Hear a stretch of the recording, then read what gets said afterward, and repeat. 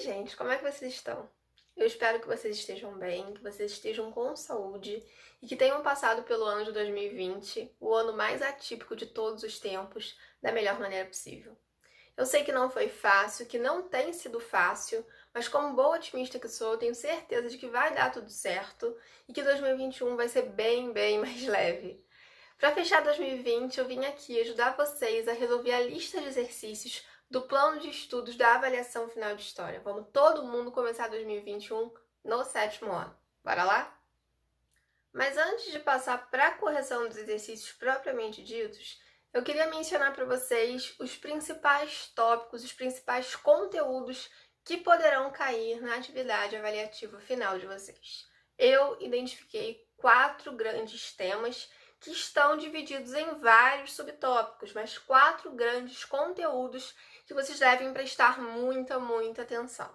O primeiro deles é a pré-história, né? O período anterior à invenção da escrita, em que os seres tentaram sobreviver da melhor maneira que puderam, enfrentando as mais variadas adversidades. Não era fácil, gente. Que bom que eu não nasci na pré-história, não sei vocês. O segundo grande tópico é a Antiguidade Clássica, né? Grécia, Roma, Egito, Mesopotâmia, persas, são várias sociedades e todas elas podem cair. A gente vai fazer exercício de todas essas sociedades, então prestem atenção, porque elas têm muitas semelhanças, mas também muitas diferenças. Cuidado também para não confundir características específicas de uma sociedade, colocando-as em outras sociedades que não têm nada a ver.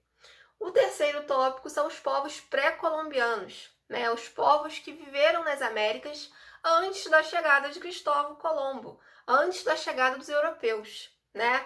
Incas, astecas, indígenas brasileiros, como eles viviam, como se davam essas circunstâncias por aqui antes do contato com os europeus, como se deu esse contato com os europeus. Está incluído nessa parte a chegada dos africanos, né? A chegada de milhares e milhares de africanos que vieram em navios negreiros serem escravizados, né, aqui nas Américas, né? Trabalhando em plantações de açúcar, em lavouras de café. Então, enfim, fiquem atentos. O quarto tópico é a Idade Média, o período que se deu principalmente na Europa, séculos 14, 13, em que as sociedades ficaram mais reclusas, recolhidas em seus feudos, com medo das invasões bárbaras, né? Os senhores feudais assumiram o controle da situação e os reis, os grandes monarcas, ficaram escondidos em seus castelos. As pessoas mal saíam das suas regiões. Era uma espécie de quarentena ali, ninguém se movia, ninguém conhecia outros mundos, era muito difícil, exceto no caso das cruzadas, em que as pessoas foram para outro continente. Você mal saía da sua região. Imagina, você só conheceu os seus vizinhos da rua. Você não conhecia mais ninguém. Vocês se dão com os vizinhos de vocês? Vocês têm uma relação bacana com os vizinhos? Se vocês não tiverem, imagina como é que era viver na Idade Média. É complicado. Sempre que vocês quiserem viver em outra temporalidade, pensem que lá era um coronavírus por dia que eles tinham que desbravar, gente. Não era fácil, não. Bora para as questões? Acho que vai fazer mais sentido resolvendo, né, questão por questão, lendo tópico por tópico. Bora lá. Então, bora resolver essa lista de exercícios referentes à atividade final de vocês de história, né? A primeira questão, como eu mencionei, é sobre pré-história, sobre o primeiro grande tópico a ser desbravado, né? Eu vou ler a questão, vou ler as possibilidades de resposta e vou, né, falar o gabarito para vocês e dizer por que é este gabarito e não os outros, né? Vou comentar cada possibilidade de resposta, porque aí a gente aprende bem mais, né? Acho que fica mais completinho. A primeira questão diz assim na pergunta: com base no que foi estudado sobre a pré-história, é correto afirmar que, opção A, neste período, os seres humanos eram totalmente dependentes da natureza. Eles eram mesmo, né? Não tinha mercado, não tinha indústria, pois não sabiam cultivar a terra. Se eles eram dependentes da natureza, eles eram os que mais sabiam cultivar a terra, né? Se eles não soubessem, como é que eles dependeriam da natureza e teriam frutos? Se você não soubesse cultivar a terra, você ia morrer. Então, assim, se ele fosse suicida... Mas tá errada, tá, gente? Não tem como. Eles eram dependentes, porém sabiam sim cultivar a terra e provavelmente melhor que eu, né? Porque eu deixo as minhas plantinhas todas morrerem, eu não sei vocês. Opção B. Foi um momento de muito desenvolvimento na literatura e nas artes, principalmente a arte rupestre. A arte rupestre, de fato. Literatura não, as pessoas não sabiam escrever, não havia escrita. A pré-história possui esse nome, né? Pré-história, justamente pela falta da palavra escrita, né? Então não, né? Infelizmente não. C. Nesse período, os seres humanos se organizavam em grandes lotes de terra chamados de feudos. Os feudos, eu mencionei no comecinho, eles existiram na Idade Média, né? Bem depois da pré-história. Não, os feudos são uma temporalidade bem mais recente. Antiga para 2020, mas séculos 10, 11, 12, 13, enfim, não na pré-história. Nos resta a opção D, né? Foi o momento em que os grupos humanos desenvolveram agricultura e criaram as primeiras aldeias. Tá ótimo, né? Desenvolveram a agricultura porque eles precisavam comer e começaram ali a se organizar em aldeias para poderem se fixar, né, no solo, para poderem deixar de ser nômades e se tornarem sedentários. Sedentário não é o que a gente se tornou na quarentena somente. Sedentário é o ato de você morar no mesmo lugar, né? De você ter uma terra fixa. Nós, felizmente, temos, né? Temos casas. No máximo, você mora com sua mãe e com seu pai, né? Você vai pra lá, vai pra cá, mora com a avó e com o tio. Mas você é sedentário, você não fica migrando, né, de canto em canto, né? Você não é nômade, você não fica migrando de canto em canto, você é sedentário, né? Acho que fez sentido, né, gente? Gabarito da questão 1, letra D, tá? Vou colocar aqui na tela para vocês fixarem no coração, tá bem? A gente pode ir para a questão 2? A questão 2, ela vai falar sobre um tipo específico de imigrante que chegou às Américas. Vamos ler a questão para tentar identificar aqui juntinhos qual é o tipo de imigrante que ela está destacando. Questão 2. Considerados uma mercadoria, utilizados como principal mão de obra nas lavouras de cana-de-açúcar do Brasil, podiam sofrer agressões físicas. Estamos falando 2. Eu vou começar de trás para frente, da D para A. D. Oceânicos. Australianos, neozelandeses. Gente, eu nunca nem vi um australiano, né? Não são grupos que migraram com frequência para as Américas. Você pode até falar, eu conheço sim um australiano, mas não é extremamente comum, né? Então, não. C. Asiáticos. Asiáticos migraram sim para as Américas. No século XIX, na conjuntura de lavoura de café, industrialização, fim da escravidão, né? Não trabalharam na cana-de-açúcar. A gente não tem registros significativos de asiáticos, japoneses, chineses, coreanos trabalhando em plantação de açúcar nas Américas. Europeus, é a mesma coisa que os asiáticos. Eles chegaram em massa para trabalhar na agricultura do nosso continente no século XIX, conjuntura do café, fim da escravidão. A gente tem uma imigração de europeus no século XV e XVI para colonizar o continente, mas eles não trabalharam como mão de obra, sofrendo agressão física na lavoura de açúcar, não, gente, tá? Os europeus que chegaram aqui no começo se tornaram os colonizadores, né? Nos resta a alternativa A, que são os africanos, e de fato, né, a principal mão de obra das plantações de açúcar foi a mão de obra escravizada de africanos, né, de pessoas do continente africano. Questão 2, o gabarito é letra A. É uma questão de boa, né? Não é das mais difíceis. O que você acha? Me conta aí o que você acha da questão 2. Posso para 3? Já a questão 3, ela vai falar justamente dessa idade antiga, né? Quais as características dessa antiguidade? Vamos ver a questão e aí a gente vê o que a gente pode aprender com ela. Qual a importância dos rios para certas sociedades da Idade Antiga? Opção A. A força das águas produzia eletricidade, que abastecia essas civilizações. Hoje em dia a gente tem as hidrelétricas, né, que nos dão a energia elétrica. Na Idade Antiga não havia energia elétrica não, gente. O negócio era luz do sol, aproveitava a luz do sol enquanto tinha, depois acendia ali uma fogueira, velas. Não tinha energia elétrica, gente. Então a A tá errada. B. Estabelecia as fronteiras entre os povos e desta forma não ocorriam invasões no território. Gente, quem dera que as pessoas fossem tão pacíficas assim, né? Os rios nunca foram impedimento para invasões territoriais. Os seres humanos, desde sempre e provavelmente para sempre, brigam por conta de território, invadem territórios em busca de riquezas, em busca de comida. Então, os rios não eram impedimento. A pessoa ia nadando, construía um barquinho de madeira, uma escunazinha, ó. Se tivesse que invadir, invadia. A questão C pode confundir, preste atenção. Era um local sagrado, onde habitavam, segundo a mitologia, os espíritos dos deuses. Para algumas comunidades era de fato um local sagrado, mas não é por conta disso somente que os rios vai ser fundamental para a Idade Antiga. Eles faziam mais do que ser apenas um lugar de reflexão, um lugar para você chorar os mortos, para você lembrar daquele seu pai que faleceu, do seu avôzinho que foi embora. Olha a letra D. Graças às cheias dos rios, ocorria a fertilização do solo, o que era favorável para a agricultura. As pessoas, na Idade Antiga, só tinham agricultura, pecuária para sobreviver, né? Era da onde tiravam comida, era da onde tiravam o seu sustento, né? Não havia, gente, shopping center, não havia mercado. Se você não produzisse o que você comesse, você ia ficar com fome, né? Você ia morrer de fome, você ia ficar mal. Você teria que roubar do amiguinho, que não é legal, né? Então, as cheias dos rios, elas asseguravam, né, que as plantações iriam crescer ali corretamente, o que é muito, muito bom, você não acha? É, com fome ninguém consegue fazer nada, né? Nem na antiguidade, tá? Então, questão 3, letra D. Tá anotando? Posso para 4? A questão 4, ela segue a lógica da antiguidade clássica, mas ela agora vai falar do povo persa, que é um povo que a gente estuda pouco, né? Que a gente conhece pouco de uma maneira geral, né?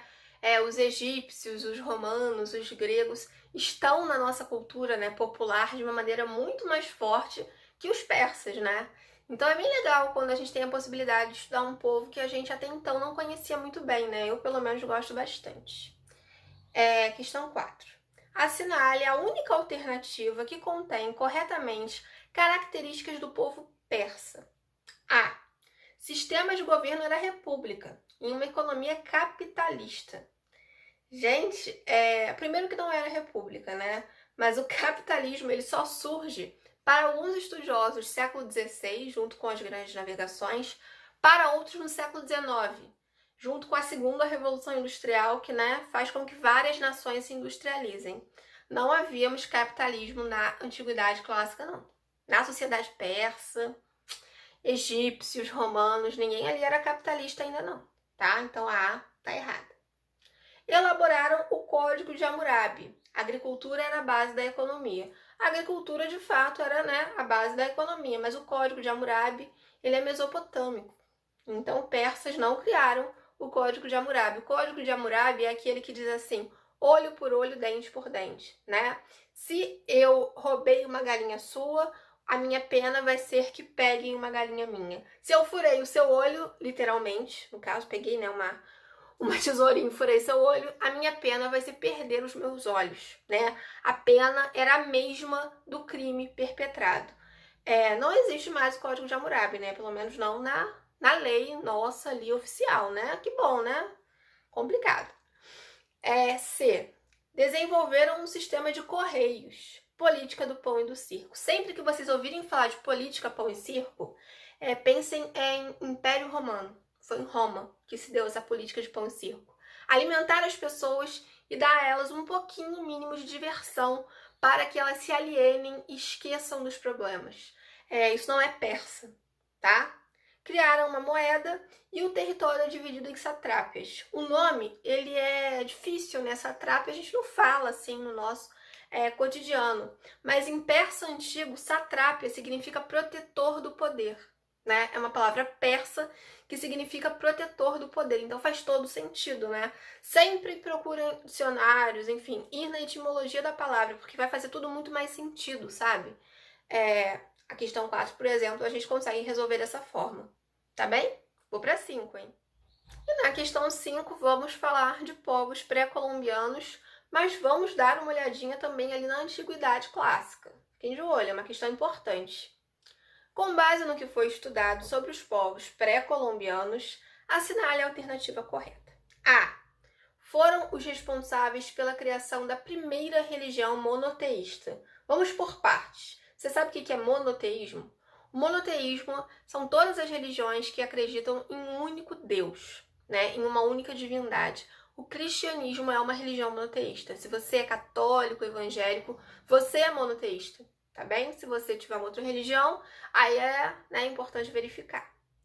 A primeira religião monoteísta, gente, ela não se deu nos povos pré-colombianos. Ela se deu nos povos persas, que a gente estudou né, na questão anterior.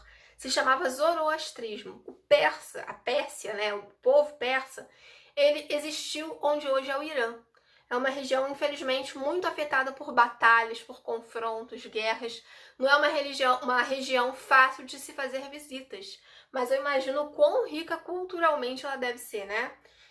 Dá vontade de ir lá. Vamos pelo menos pelo Google Maps ali, que é mais barato, com pandemia mais seguro, e aí a gente não corre o risco de sofrer nenhum atentado. Deus que me livre, né?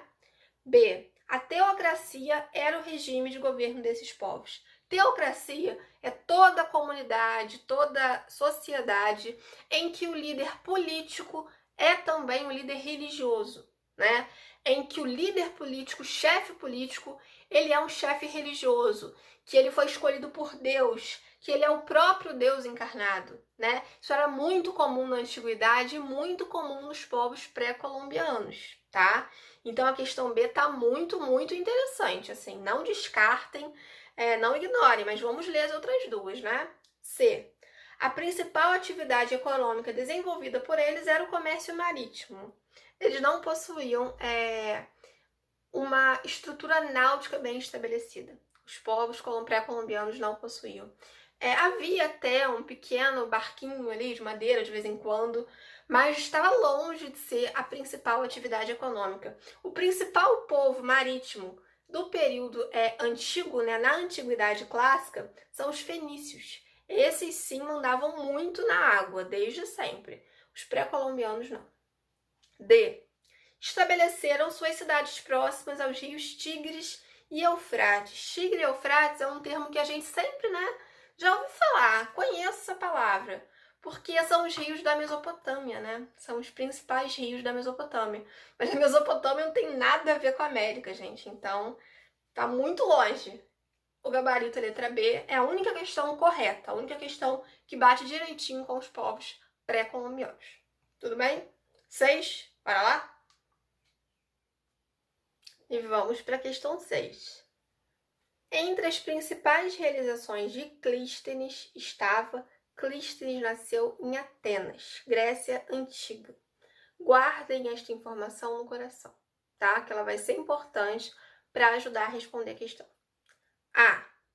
Política do pão e do circo. Pão e circo era em Roma. Clístenes estava na Grécia.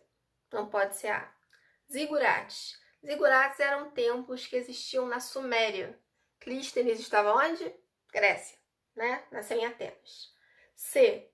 Divisão da sociedade em 10 demos.